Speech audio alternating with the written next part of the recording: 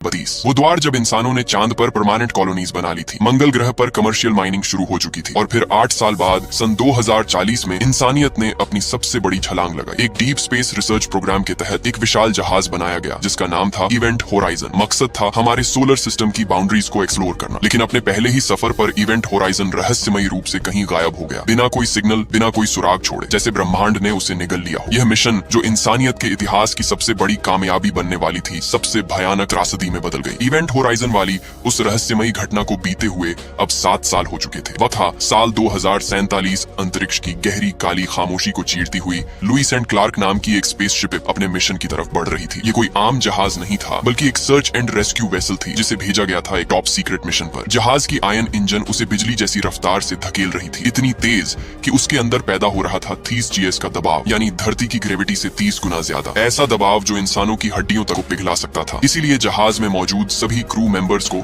Liquid से भरे deep sleep pods में सुलाए गए थे ताकि वह उस जानलेवा दबाव को महसूस भी न कर सके। इस रफ्तार से केवल 26 दिन बाद ही लुईस एंड क्लार्क शिप हमारे सोलर सिस्टम के 8वें ग्रह नेपच्यून के करीब पहुंची और तब सारे क्रू मेंबर्स अपने आप ही डीप स्लीप पॉड से बाहर आ गए। इस मिशन को लीड कर रहा था एक तजुर्बेकार चट्टान जैसा मजबूत लीडर कैप्टन मिलर, जिसने क्रू मेंबर्स का एक दूसरे से परिचय कराया। उनमें शामिल थे chief scientist doctor William Weir, communications officer and second hand command lieutenant Stark, medical officer DJ, medical technician Peters, pilot Smith, rescue technician Cooper और आखिर में इंजीनियर जस्टिन। कैप्टन मिलर और उसके ये सारे क्रू मेंबर्स अपने मिशन से अनजान थे। वे जानने के लिए बेताब थे कि आखिर वे नेपच्यून पर क्यों आए हैं। तब डॉक्टर वीर आगे आया और उन्हें मिशन की हकीकत से रूबरू कराते हुए कहा, नमस्कार दोस्तों, अब मैं जो बताने जा रहा हूँ वो एक टॉप सीक्रेट है। दरअसल कुछ समय पहले हमें नेपच्यून ग्रह के ऑर्बिट से एक सिग्नल मिला था, एक रेडियो सिग्नल, लेकिन टूटा फूटा। पता चला कि वह सिग्नल कहीं और से नहीं बल्कि इवेंट होराइजन से आया था। इवेंट होराइजन का नाम सुनते ही सारे क्रू मेंबर्स का दिमाग ही खराब हो गया। वह आपस में बहस करने लगे कि उन्हें 7 साल पहले गुम हुई एक बेकार सी शिप को रेस्क्यू करने का काम दिया गया है, वह भी टॉप सीक्रेट बताकर। वीर ने कहा, तुम क्या जानते हो इवेंट होराइजन के बारे में? बस यही ना कि वो डीप स्पेस में रिसर्च करने वाली एक आर्म शिप थी जिसका रिएक्टर फेल हुआ और वह क्रू समेत तबाह हो गई। तो सुनो, ये सब एक झूठी कहानी थी, सिर्फ पब्लिक को दिखाने के लिए। असलियत ये थी, इवेंट होराइजन कोई आर्म शिप नहीं बल्कि गवर्नमेंट का एक सीक्रेट प्रोजेक्ट था। इवेंट होराइजन दुनिया की पहली ऐसी शिप थी जिससे लाइट की स्पीड से भी ज्यादा तेज ट्रैवल किया जा सकता था। ये सुनकर कुछ क्रू मेंबर्स हंस पड़े। स्मिथ ने कहा, डॉक्टर, आप आइंस्टाइन के रिलेटिविटी लॉस तोड़ रहे हैं जिसके मुताबिक कोई भी चीज लाइट से तेज नहीं चल सकती। वीर मुस्कुराता हुआ बोला, हमने नियम तोड़ा नहीं बल्कि उसे चकमा दे दिया। इवेंट होराइजन स्पेस में चलती नहीं बल्कि स्पेस टाइम को ही मोड़कर अपनी मंजिल को करीब ले आती है और एक झटके में ही हमें करोड़ों लाइट ईयर्स दूर पहुंचा देती है। ये बात क्रू मेंबर्स के सिर के ऊपर से निकल गई। तब वीर ने एक कागज उठाया और बोला, मान लो ये कागज पूरा स्पेस टाइम है, यानी पूरा ब्रह्मांड। ये रहा पॉइंट ए जहाँ हम हैं और ये पॉइंट बी जहाँ हमें जाना है। अब बताओ, ए से बी तक पहुंचने का सबसे छोटा रास्ता क्या होगा? इंजीनियर जस्टिन ने जवाब दिया, एक सीधी लाइन। गलत, वीर ने कहा, और एक झटके में कागज को मोड़कर पॉइंट ए और बी को एक साथ मिला दिया। सबसे छोटा रास्ता है कोई रास्ता ही ना हो। इवेंट होराइजन में है एक ग्रेविटी ड्राइव, एक वर्म होल जनरेटर, एक ऐसी एडवांस्ड मशीन जो स्पेस को खींचती है, मोड़ती है और फिर बनाती है एक डायमेंशनल गेटवे, एक दरवाजा जो ब्रह्मांड के 2 दूर दराज हिस्सों को एक ही जगह पर ला देता है, डिस्टेंस 0 कर देता है और जैसे ही शिप उस दरवाजे से गुजरती है वो एक ही झटके में करोड़ों लाइट ईयर्स दूर पहुंच जाती है। उसके बाद स्पेस फिर से अपनी असली अवस्था में लौट आता है। यह सुनकर सारे क्रू मेंबर्स के चेहरे हैरानी से वीर को घूर रहे थे। कूपर ने पूछा, इवेंट होराइजन के बारे में आप इतना कैसे जानते हैं डॉक्टर? वीर बोला, क्योंकि इवेंट होराइजन को बनाने वाला मैं ही हूँ। अब जस्टिन ने पूछा, आपने कहा कि इवेंट होराइजन फटा नहीं था, तो फिर क्या हुआ था उसके साथ? कहाँ थी वह शिप? सालों से, वीर ने जवाब दिया, इसी का पता लगाने तो हम यहाँ आए हैं। अपने पहले मिशन में ही इवेंट होराइजन का गेटवे खुला और वो क्रू मेंबर्स को लेकर बस गायब हो गया। 7 साल तक उसका कोई सुराग नहीं मिला था, लेकिन कुछ ही समय पहले हमें नेपच्यून के ऑनऑर्बिट से ये रेडियो ट्रांसमिशन मिला जो इवेंट होराइजन से ही आया था। वीर ने उन्हें ट्रांसमिशन सुनाया। सिग्नल साफ नहीं था, टूटा फूटा, लेकिन फिर भी कुछ सुनाई दे रहा था। इंसानी चीखें भयंकर दर्द से भरी, मानो शिप में मौजूद क्रू मेंबर्स के साथ कुछ भयानक घट रहा हो। चीखों के पीछे कोई और आवाज भी थी, गड़गड़ाहट जैसी। फिर वीर ने उस गड़गड़ाहट भरी आवाज को फिल्टर करके उन्हें सुनाया। ऐसा लग रहा था जैसे कोई कुछ बोल रहा हो, लेकिन उसकी भाषा कुछ समझ नहीं आ रही थी। तभी डीजे ने कहा, रुको, ये तो लैटिन भाषा लग रही है। हाँ, लैटिन ही है, पर लगता है जैसे कोई कह रहा है लिबराते में। कैप्टन ने पूछा, क्या मतलब है इसका? डीजे बोला, इसका मतलब है मुझे बचाओ। इतने में ही अचानक शिप में अलार्म बज उठा, यानी वक्त आ चुका था। नेपच्यून की ऑर्बिट में उतरकर इवेंट होराइजन को ढूंढने का कैप्टन के आदेश पर टीम तैयार हो गई और लुईस एंड क्लार्क उस रहस्यमयी सिग्नल की दिशा में बढ़ चली। आसमान तूफानी बादलों से घिरा था, गहरे, भारी और डरावने। शिप जैसे ही नीचे उतरी, उनके सामने थी इवेंट होराइजन, एक विशालकाय शिप, बिल्कुल खामोश, जैसे कोई प्राचीन मंदिर जो सदियों से अकेला खड़ा हो, इंतजार करता हुआ। कम्युनिकेशन ऑफिसर स्टार्क ने उस शिप के क्रू मेंबर से संपर्क करने की कोशिश की, लेकिन उससे किसी का भी जवाब नहीं आया। फिर स्टार्क ने शिप में बायोस्कैन शुरू किया, ये देखने के लिए कि अंदर कोई जिंदा बचा भी है या नहीं। पर जो नतीजा सामने आया वह चौंकाने वाला था। स्कैनर शिप के अंदर किसी जीवित चीज की लोकेशन दिखाने के बजाय पूरी शिप को ही बार बार लोकेट कर रहा था, जैसे कि वह पूरी शिप ही जीवित हो। हालांकि यह नामुमकिन था। स्टार्क ने कैप्टन से कहा कि शायद स्कैनर में ही कुछ गड़बड़ी आ गई है, अब बस एक ही तरीका बचा था। कैप्टन ने शिप के अंदर जाकर सर्वाइवर्स को ढूंढने का फैसला किया। उन्होंने अपनी शिप से एक ब्रिज बाहर निकाली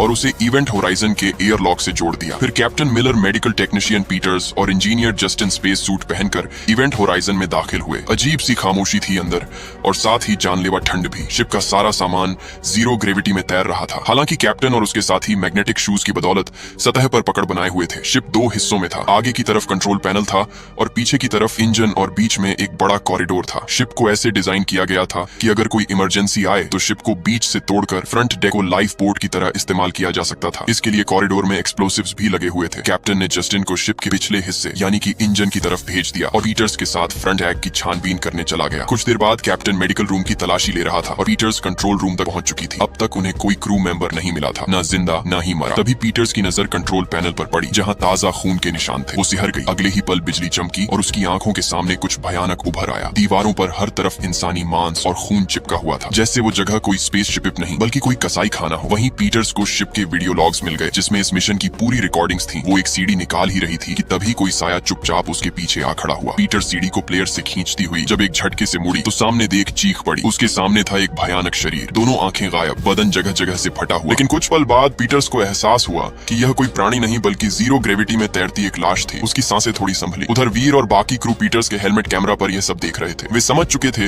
ये इवेंट होराइजन का ही एक क्रू मेंबर था। उसकी हालत देखकर उनके भी रोंगटे खड़े हो गए। लग रहा था जैसे किसी जानवर ने पंजों से नोच डाला हो। उधर जस्टिन शिप के इंजन सेक्शन में पहुंचा। अंतिम छोर पर उसे एक अजीब सी मशीन दिखी, एक विशाल गोल्ड ढांचा जिसके चारों ओर घूम रही थी 3 मैग्नेटिक रिंग्स। इतना अनोखा डिजाइन जस्टिन ने कभी नहीं देखा था। वीर भी कैमरे से उसे देख रहा था। चेहरे पर एक अजीब संतुष्टि थी, जैसे अपने बच्चे को देख रहा हो। उसने कहा, यही है कोर शिप का दिल, एक वार्म होल जनरेटर जिसे हम कहते हैं ग्रेविटी ड्राइव। उसी पल अचानक ही जस्टिन का कैमरा और माइक अपने आप ही ऑफ हो गया। अब वीर और बाकी क्रू मेंबर्स जस्टिन को ना देख पा रहे थे और ना सुन पा रहे थे। उधर जस्टिन की आंखों के सामने कुछ अजीब घट रहा था। ग्रेविटी ड्राइव के घूमते हुए गोले यानी कि कोर से अचानक एक तेज चमकती रोशनी फूटी, इतनी तेज कि एक पल के लिए जस्टिन की आंखें जैसे अंधी हो गईं। कुछ पल बाद जब वो रोशनी धीरे धीरे कम हुई तो जस्टिन ने देखा वो घूमती हुई रिंग्स अब एक परफेक्ट गोल आकार बना चुकी थी और उनके बीच मौजूद कोर एक गहरे काले स्याह अंधेरे में तब्दील हो चुका था। जस्टिन ने आगे बढ़कर उस अंधेरे में अपनी उंगली डाली। वह अंधेरा उसे किसी लिक्विड की तरह महसूस हुआ। अब जस्टिन की जिज्ञासा और बढ़ गई। उसने पूरा हाथ उस अंधेरे में डाल दिया। तभी अचानक उसे एक झटका सा लगा, जैसे किसी ने उसका हाथ कसकर पकड़ लिया हो। जस्टिन घबरा गया। वो अपना हाथ बाहर खींचने के लिए पूरा जोर लगाने लगा, लेकिन तभी किसी ने जस्टिन को ही उस अंधकार में खींच लिया। जस्टिन एक केबल से बंधा था जिसका दूसरा सिरा लुइस एंड क्लार्क से जुड़ा था। अब वह केबल तेजी से खींच रही थी। खतरे को भांपकर कूपर फौरन जस्टिन को बचाने दौड़ा, लेकिन तभी केवल एक झटके से तन गई और ठहर गई। उसी पल ग्रेविटी ड्राइव के अंधेरे कोर से एक तेज ऊर्जा फूटी, जैसे कोई अंदरूनी विस्फोट हुआ हो। वो ऊर्जा इवेंट होराइजन से होती हुई लुइस एंड क्लार्क तक फैल गई, जैसे कोई अदृश्य तूफान। सर्किट्स जल गए, शिप में आग लग गई और प्रेशराइज्ड छत में छेद हो गया, जिससे तेजी से शिप की ऑक्सीजन लीक होने लगी। अब लुइस एंड क्लार्क के क्रू के पास कोई रास्ता नहीं बचा था। अपनी जान बचाने के लिए उन्हें भी स्पेस सूट पहनकर इवेंट होराइजन में आना पड़ा। उधर कूपर तनी हुई केबल को खींचते हुए जस्टिन को बचाने बढ़ रहा था। तभी अचानक केबल ढीली पड़ गई और अगले ही पल जस्टिन खुद ब खुद उस अंधकार से बाहर निकल आया, लेकिन वह पूरी तरह बेहोश था। कूपर ने फुर्ती से उसे थाम लिया। इसी दौरान पीटर्स ने इवेंट होराइजन के पावर सिस्टम में सुधार किया और पूरी शिप एक बार फिर चालू हो गई। बिजली लौटते ही शिप की ग्रेविटी भी स्थिर हो गई। सारी उड़ती चीजें नीचे गिर गई। वो लाश जो ठंड में जमकर हवा में तैर रही थी जमीन पर गिरी और चकनाचूर हो गई। अब शिप का टेम्परेचर नॉर्मल था, लेकिन हवा में एक अजीब सी घुटन महसूस हो रही थी। लेफ्टिनेंट स्टार्क ने कैप्टन को बताया कि शिप का एयर फिल्टर फेल हो चुका है। हवा में घातक कार्बन डाइऑक्साइड फैली हुई है जो उनकी हर सांस के साथ बढ़ती जा रही है। हालांकि उन्होंने लुइस एंड क्लार्क के फिल्टर इस शिप में लगा दिए थे, पर स्टार्क का अनुमान था कि यह फिल्टर्स इतने बड़े शिप को सिर्फ 20 घंटे तक ही साफ रख पाएंगे। अगर 20 घंटे में उन्होंने लुइस एंड क्लार्क को ठीक नहीं किया और यहाँ से रवाना नहीं हुए तो यह जहरीली हवा धीरे धीरे सबको खत्म कर देगी। मुसीबत बस इतनी ही नहीं थी। कुछ देर पहले कोर से जो ऊर्जा निकली थी उससे उनका कम्युनिकेशन सिस्टम भी पूरी तरह तबाह हो चुका था, जिससे वे मदद बुलाने की उम्मीद भी नहीं कर सकते थे। कैप्टन की अब चिंता बढ़ चुकी थी। उसने पायलट स्मिथ को उनके शिप में हुए छेद को वेल्डिंग करने भेज दिया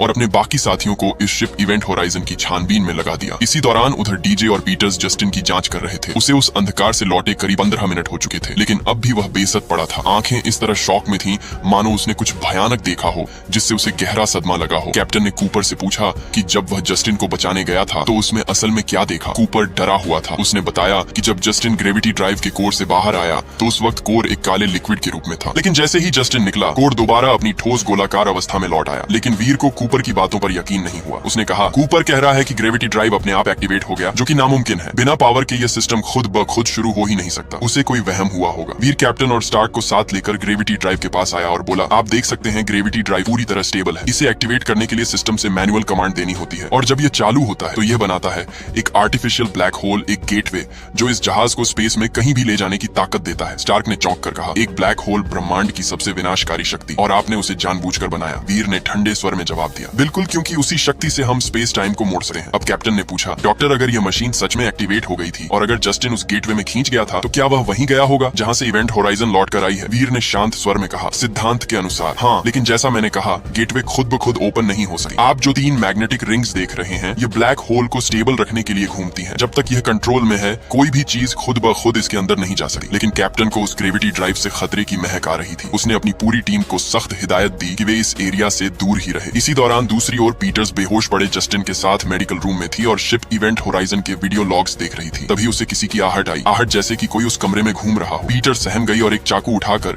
इधर उधर देखने लगी, पर उसे वहां कोई भी नजर नहीं आ रहा था। तभी उसने कुछ देखा, एक स्ट्रेचर जो टेंट से ढका था, उसके अंदर कुछ हलचल हो रही थी। लग रहा था जैसे अंदर से कोई टेंट को अपने नाखूनों से खरोच रहा हो। पीटर्स की जान उसकी हलक में अटकी थी। वह किसी तरह हिम्मत करती हुई चाकू लेकर टेंट के करीब आई और एक झटके से टेंट हटाकर चाकू से वार करने को हुई। पर तभी उसने जो देखा, उसके हाथ पांव अचानक वहीं के वहीं जम से गए। उसके हाथ से चाकू छूटकर गिर गया और आंखों से आंसू की धार बहने लगी। अंदर उसका नन्हा बेटा था। उसके पैर पर गहरे घाव उभरे हुए थे, मानो उसका पैर सड़ रहा हो। लेकिन यह तो नामुमकिन था, क्योंकि उसका बेटा तो कुछ साल पहले मर चुका था। लेकिन अभी पीटर्स अपने बेटे को साक्षात देख रही थी। इतने में ही पीछे से डीजे वहां आया। उसने पीटर्स के कंधे पर हाथ रखा और पूछा, पीटर्स क्या हुआ? पीटर्स चौंक कर उसकी ओर मुड़ी, लेकिन अगले ही पल जब उसने वापस स्ट्रेचर की ओर देखा तो वहां कोई नहीं था। अभी अभी पीटर्स के साथ जो घटा था वो सच था या भ्रम, उसे समझ पाना पीटर्स के लिए मुश्किल था। कुछ समय बाद पीटर्स ने कैप्टन और बाकी क्रू को इवेंट होराइजन का आखिरी वीडियो फुटेज दिखाया। शुरुआत में क्रू मेंबर्स उत्साहित थे। वे पहली बार ग्रेविटी ड्राइव का इस्तेमाल कर प्रॉक्सिमा सेंटरी की ओर जाने वाले थे,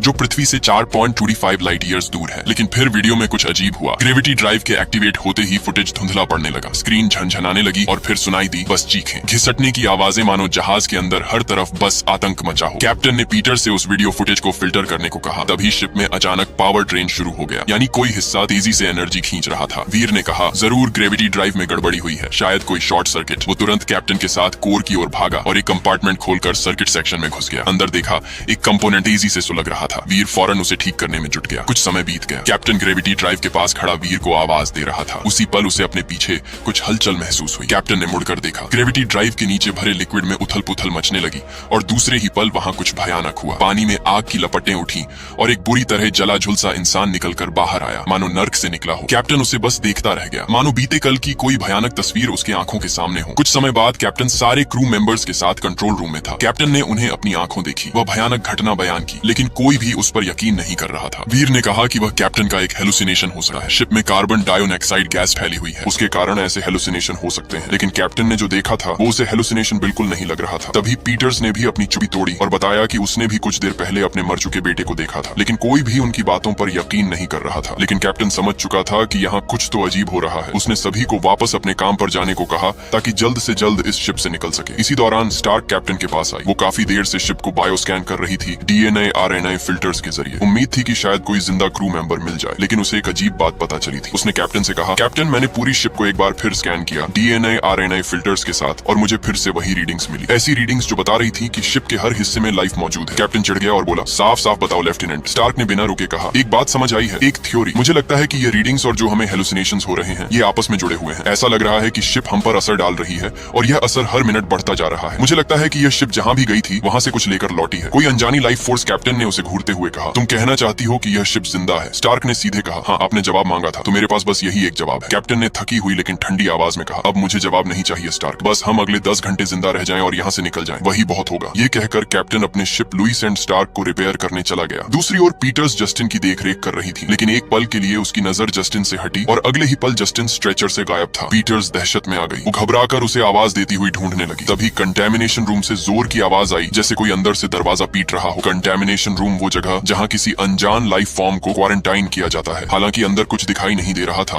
पर जो भी था वो काफी बड़ा था और पूरी ताकत से दरवाजे को झकझोर रहा था। पीटर्स की रूह कांप रही थी। तभी कमरे से एक तेज ऊर्जा निकली जिसने पूरे सेक्शन में चिंगारी फैला दी। पीटर्स ने फौरन दौड़ लगाई, कंट्रोल रूम तक पहुंची और दरवाजा बंद कर दिया। उसका चेहरा अभी भी डर से सफेद पड़ा था। वहाँ डीजे स्टार्क और वीर भी मौजूद थे। पीटर्स ने घबराते हुए उनसे कहा, क्या तुम लोगों ने वो आवाज सुनी? डीजे डीजे ने पीटर्स को शांत कराते हुए पूछा, कौन सी आवाज पीटर्स? तभी कंट्रोल रूम के दरवाजे पर भी दस्तक होने लगी। कोई दरवाजे को इतनी जोर से पीट रहा था कि लोहे के दरवाजे पर भी निशान उभर आ रहा था। डीजे और स्टार की भी अब डर के मारे हालत खराब हो गई, लेकिन वहीं वीर बिल्कुल शांत एक जगह पर बैठा ये सब देख रहा था। लग रहा था जैसे वह अपने होश में ही ना हो। वो अचानक उठकर दरवाजा खोलने जाने लगा, पर स्टार्क ने उसका हाथ मरोड़कर उसे रोक लिया। इतने में ही दरवाजा पीटना बंद हो गया और उन्हें एक इमरजेंसी सिग्नल मिला। पता चला कि कोई एयरलॉक से शिप के बाहर निकल रहा है। पीटर्स समझ गई कि यह जस्टिन ही होगा। वे सभी एयरलॉक की तरफ भागे। पीटर्स का अंदाजा सही था, वह जस्टिन ही था। उसने एयरलॉक के दरवाजे को अंदर से लॉक कर दिया था और अब बाहर का दरवाजा खोलने वाला था। खुले स्पेस के संपर्क में आते ही उसके पर खच्चे उड़ जाने वाले थे। पीटर्स ने चिल्लाकर जस्टिन से कहा, जस्टिन रुक जाओ प्लीज, बाहर का दरवाजा मत खोलना। जस्टिन मुड़ा और बोला, क्या आपने भी वो आवाज सुनी? पीटर्स ने कहा, हाँ जस्टिन, मैंने भी वह सुना। मुझे तुम पर यकीन है, तुम प्लीज दरवाजा खोलो। लेकिन जस्टिन बिना रुके बोलता गया, वह तुम्हें कुछ दिखाते हैं, कुछ भयानक? पीटर्स ने पूछा, तुम किसकी बात कर रहे हो जस्टिन? कौन है वो? जस्टिन ने कहा, द डार्क, वो अंधकार जो मेरे अंदर है। जब मैं गेटवे से उस दूसरी जगह गया था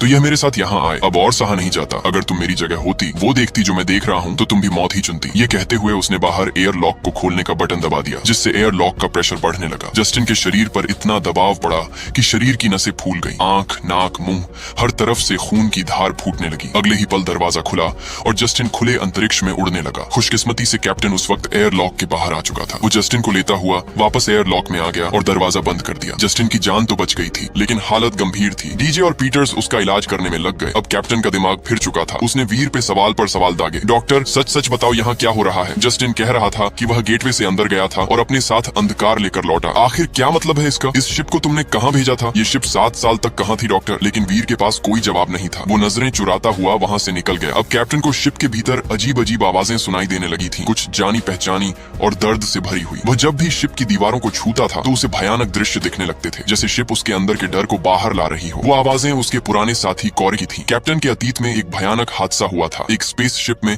आग लग गई थी और क्रू को बचाते हुए उसे कॉरिक को वहीं जलने के लिए छोड़ना पड़ा था। यह पछतावा आज भी उसकी रूह में जिंदा था और अब वह अतीत यह शिप उसके सामने ला रहा था। उसने ग्रेविटी ड्राइव के सामने जिस जले हुए इंसान को देखा था वह कॉरिक ही था। डर और बेचैनी में कैप्टन डीजे के पास आया। उसने कहा, डीजे, लगता है जैसे यह शिप सचमुच जिंदा है। इसे हम सबके अंदर छुपे राज पता है, जैसे यह हमारा दिमाग पढ़ सकती हो। डीजे बोला, कैप्टन, मैं आपको कुछ बताना चाहता हूँ। कैप्टन, मैं माफी चाहूंगा। वो मैसेज जो इस शिप से मिली थी उसे समझने में मुझसे भूल हो गई। वो लैटिन शब्द लिबेराते में यानी मुझे बचाओ नहीं थे। असल में वे शब्द थे लिबराते ट्यूथ में यानी खुद को बचाओ। मैंने उस आवाज को और फिल्टर किया, तब मुझे आगे के शब्द भी समझ आए। वह कंप्लीट शब्द थे लिबराते ट्यूथ में एक्स इनफेरिस यानी कि खुद को बचाओ नर्क से। कैप्टन चौंक उठा। डीजे ने आगे कहा, कैप्टन, अगर डॉक्टर वीर की बात सच है, ये शिप कहीं भी जा सकती है, तो जरूर ये शिप ऐसी जगह से लौटी है जो हमारे ब्रह्मांड की सीमाओं के भी पार है, जो बिल्कुल भी साइंटिफिक नहीं है। शायद वह जगह नरक थी। ये सुनकर कैप्टन एक पल मुस्कुरा दिया और बोला, क्या तुम नृत्य जैसी फालतू बातों पर यकीन करते हो? डीजे बोला, मैं नहीं करता, लेकिन जिन्होंने यह मैसेज भेजा है वह जरूर करते होंगे। इसी बीच कैप्टन ने टाइम चेक किया। अब उनके पास सिर्फ 20 मिनट बचे थे, जिसके बाद शिप की हवा पूरी तरह जहरीली हो जाती। लुईस एंड क्लार्क लगभग रिपेयर हो चुकी थी, लेकिन अभी तक ये नहीं पता चल सका था कि इवेंट होराइजन के क्रू के साथ आखिर हुआ क्या था। उधर पीटर्स लगातार वीडियो लॉग्स को फिल्टर कर रही थी, लेकिन बार बार फेल हो रही थी। अब वह हार मान चुकी थी कि तभी स्क्रीन पर कुछ अपने आप ही उभर आया। वीडियो अब साफ थी। पीटर्स ने सबको बुला लिया और जो उन्होंने देखा वो किसी बुरे सपने से कम नहीं था। इवेंट होराइजन के क्रू पागल हो चुके थे, दरिंदों की तरह एक दूसरे को मार रहे थे। कोई मांस चबा रहा था, किसी के मुंह से टेंटिकल्स निकल रहे थे, कोई खून की उल्टियां कर रहा था और फिर सबसे डरावना पल, शिप के कैप्टन ने अपनी ही आंखें नोच डाली थी। ये मंजर देखकर सभी की रूह कांप गई। कैप्टन ने क्रू से कहा, बस अब बहुत हो गया, अब हम यहाँ एक पल भी नहीं रुकेंगे, अभी के अभी सब अपनी शिप पर चलो और यहाँ से निकलो। लेकिन वीर के अंदर अब अजीब सी सनक भर चुकी थी। उसने कहा, मिशन का क्या कैप्टन? हम कहीं नहीं जा रहे, मेरे इस शिप के बिना तो बिल्कुल भी नहीं। ये सुन कैप्टन ने गुस्से में कहा, डॉक्टर, हमारा मिशन था क्रू को रेस्क्यू करना, जो कि अब जिंदा नहीं है। तुम्हारी इस मनुष्य शिप ने उन्हें मार दिया। डॉक्टर, अब इससे पहले कि ये हमारी भी जान ले ले, हम यहाँ से निकल जाएंगे। ये कहकर कैप्टन ने अपनी टीम को आदेश दिया, स्टार, जल्द से जल्द इस शिप के सारे वीडियो लॉग्स डाउनलोड करो। डीजे, तुम जस्टिन को शिप पर लेकर जाओ और पीटर्स स्मिथ के साथ जाओ और हमारी शिप के फिल्टर्स निकाल लाओ, जल्द से जल्द। ये कहकर कैप्टन कॉरिडोर की तरफ जाने लगा। कैप्टन अब अपना फैसला ले चुका था। जैसे ही वे अपनी शिप लुईस एंड क्लार्क में लौटेंगे, इवेंट होराइजन पर मिसाइल दागकर उसे हमेशा के लिए खत्म कर देंगे। लेकिन तभी वीर उसके सामने आ गया, चेहरे पर अजीब सी शांति ली। उसने कहा, तुम यहाँ से नहीं जा सकते कैप्टन, ये शिप तुम्हें जाने ही नहीं देगी। कैप्टन ने सख्ती से जवाब दिया, तुम्हारे पास सिर्फ 20 मिनट है। डॉक्टर, लुईस एंड क्लार्क पर लौट जाओ, वरना कभी घर नहीं पहुंच पाओगे। वीर मुस्कुराया और धीमे से बोला, मैं तो अपने घर में ही हूँ। और फिर वह चुपचाप वहाँ से चला गया। उधर पीटर स्मिथ के साथ कोर सेक्शन में थी। वो लोग फिल्टर्स निकाल रहे थे। सारा काम पूरा हो चुका था और वे वहाँ से निकलने ही वाले थे। तभी पीटर्स को एक जानी पहचानी आवाज सुनाई दी। उसने मुड़कर देखा, कोर के पास उसका बेटा खड़ा था। वह पल भर में भावुक हो गई। उसने उसे असली समझा और उसके पीछे चल पड़ी। बेटे का पीछा करते करते वह ऊपर की मंजिल पर पहुंच गई। वहाँ फिर उसे बेटे की झलक मिली। उसने बिना सोचे आगे कदम बढ़ाया, लेकिन भावनाओं में बहती पीटर्स को सामने का रास्ता दिखा ही नहीं और वह सीधे ऊंचाई से गिर पड़े। उसका शरीर सीधा कोर के पास आ गिरा, हड्डियां टूट चुकी थीं और कुछ ही पलों में पीटर्स ने तड़पते हुए दम तोड़ दिया। कुछ ही देर बाद वीर वहां पहुंचा। उसने पीटर्स की लाश देखी। उसकी आंखें गहरी काली पड़ चुकी थीं। बस उन्हें देखते ही कुछ हुआ। वीर जैसे किसी और ही दुनिया में चला गया, अपने पुराने घर में, अपनी पत्नी की बाहों में। असल में ये शिप ही थी जो वीर को उसका बीता हुआ कल दिखा रही थी। वो वक्त जब उसकी पत्नी उसके रिसर्च के जुनून से टूट चुकी थी। वीर उसे वक्त नहीं देता था और फिर एक दिन उसने बाट टटअप में अपनी जान ले ली। वह गलती, वह अपराध बोध अब भी वीर के अंदर जिंदा था और शिप ने उसी गिल्ट को हथियार बना लिया। वीर घुटने लगा और फिर उस पर कुछ सवार हो गया। एक पागलपन, एक सनक जैसे होश छीन लिया गया हो और फिर उसने अपनी दोनों आंखें फोड़ ली। इसी दौरान उधर कूपर अपने शिप लुइस एंड क्लार्क को रिपेयर कर चुका था और वापस लौटने के लिए अपने रूल्स समेट रहा था। इधर स्मिथ भी फिल्टर्स लेकर शिप पर आ चुका था। तभी उसने वीर को उनकी शिप से निकलकर वापस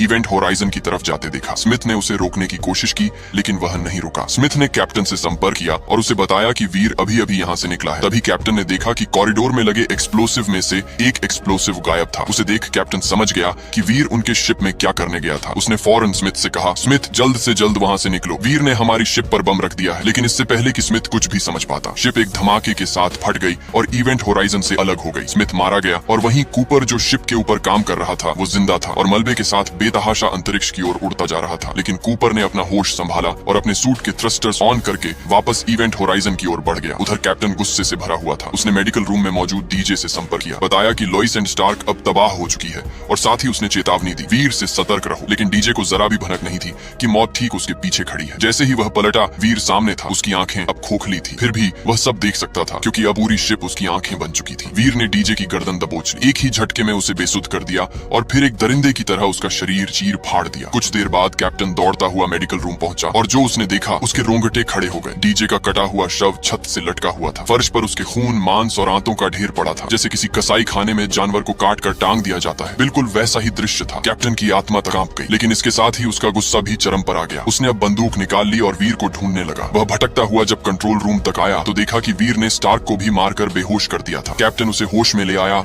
और उठाकर ले जाने लगा। तभी उन्हें किसी की आवाज आई। उन्होंने देखा कि वीर वहीं कंट्रोल रूम में बैठा था। उसने एक बार फिर ग्रेविटी ड्राइव को एक्टिवेट कर दिया था, जिसमें 10 मिनट बाद एक बार फिर गेटवे ओपन होने वाला था और वीर सभी को शिप के साथ फिर से वहीं ले जाने वाला था जहां से यह शिप लौटी थी। वीर ने कहा, कैप्टन तुम जानना चाहते थे ना कि यह शिप कहां से लौटी है। हमने इवेंट होराइजन को सितारों तक पहुंचने के लिए बनाया था, लेकिन वो उससे कहीं आगे चली गई। उसने हमारे ब्रह्मांड में एक छेद कर दिया, एक दरवाजा खोल दिया किसी दूसरी दुनिया के लिए, एक ऐसी दुनिया जहां सिर्फ तबाही है, प्योर ईविल। जब यह शिप उस पार गई थी वो सिर्फ एक शिप थी, लेकिन जब यह लौटी तो जिंदा होकर लौटी थी। अब यह शिप हमें भी उस दुनिया की सैर पर ले जाना चाहती है। सफर के लिए तैयार हो जाओ कैप्टन। इन्हीं बातों के बीच स्टार्क वीर पर पीछे से हमला करने आई, लेकिन वीर ने उसे देख लिया और मारकर दूर फेंक दिया। इसके बाद वीर ने एरोगन से कैप्टन पर हमला किया, लेकिन कैप्टन हट गया और एरोशिप के विंडशील्ड पर जा लगी, जिससे विंडशील्ड का ग्लास फूट गया और हवा तेजी से स्पेस की ओर रिलीज होने लगी। वीर उस हवा के साथ ही खुले अंतरिक्ष में उड़ गया और मारा गया। वहीं कैप्टन और स्टार्क जैसे तैसे दूसरे चैम्बर में आ गए और बाल बाल बचे। तभी उन्हें एयरलॉक की अलार्म सुनाई दी। वे सतर्क हो गए। उन्हें यकीन था कि वीर वापस आ चुका है। वे हथियार लेकर एयरलॉक के खुलने का इंतजार करने लगे। तभी एयरलॉक खुला और उन्होंने देखा वो कूपर था जो अब शिप पर वापस लौट आया था। कैप्टन की जान में जान आ गई। तभी कैप्टन ने देखा कि ग्रेविटी ड्राइव को एक्टिवेट होने में अब केवल 5 मिनट बचे थे। कैप्टन ने अब फैसला किया कि वे इस शिप के कॉरिडोर में ब्लास्ट कर देंगे, जिससे वे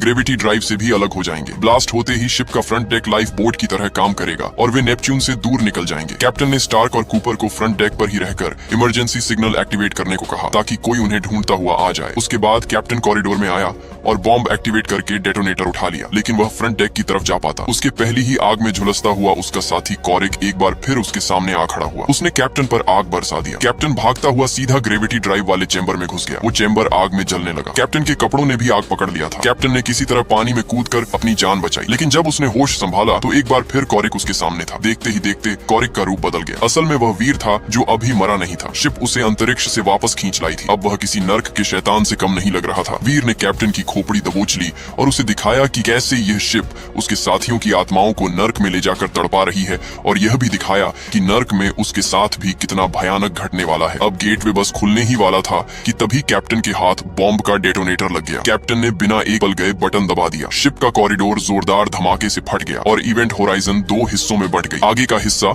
यानी फॉरवर्ड कंपार्टमेंट धीरे धीरे स्पेस में सुरक्षित बहता चला गया, लेकिन वहीं पीछे का हिस्सा जिसका ग्रेविटी ड्राइव एक्टिवेट हो चुका था वो एक भयानक वर्म होल में खींचकर गायब हो गया। स्टार्क और कूपर बेबस होकर दूर से यह सब देख रहे और फिर वो जस्टिन को लेकर स्लीपिंग पॉड में चले गए। जस्टिन अब भी कोमा में था लेकिन जिंदा था। 72 दिन बाद इवेंट होराइजन के बचे हुए हिस्से को एक रेस्क्यू टीम ने खोज निकाला। वह सीधे ग्रेविटी टैंक सेक्शन में पहुंचे, जहां उन्हें स्टार्क स्टार्क, कूपर और जस्टिन अभी भी जिंदा हालत में मिले। टीम के एक सदस्य ने स्टार्क को होश में लाया। स्टार्क ने आंखें खोलते ही घबरा कर पूछा, बाकी लोग कहाँ हैं? वो रेस्क्यूअर कुछ पल चुप रहा, फिर कहा, वो हमारे साथ है। और जैसे ही उसने अपना हेलमेट हटाया, वो कोई इंसान नहीं था, वो था डॉक्टर वीर, लेकिन बुरी तरह जला हुआ, अंधकार से सना हुआ और मुस्कुरा रहा था। अचानक ही स्टार्क तेज चीख के साथ उठ बैठी। उसकी सांसें तेज थी और चेहरा पसीने में भीगा हुआ। ये सब एक भयानक सपना था। असली रेस्क्यू टीम उसके आसपास मौजूद थी। कूपर ने उसे कसकर थाम लिया और समझाया कि सब ठीक है, वे अब सुरक्षित हैं। लेकिन स्टार्क डर से कांप रही थी। वह जानती थी ये सपना नहीं था, शिप टूट चुका था, लेकिन वह शैतानी ताकत अभी भी खत्म नहीं हुई थी। नर्क का वह अंधेरा अब भी इवेंट होराइजन के बचे हुए हिस्से में जिंदा था और बेताब था, बचे हुए लोगों को नर्क की सैर कराने के लिए। तो दोस्तों, ये मूवी यही खत्म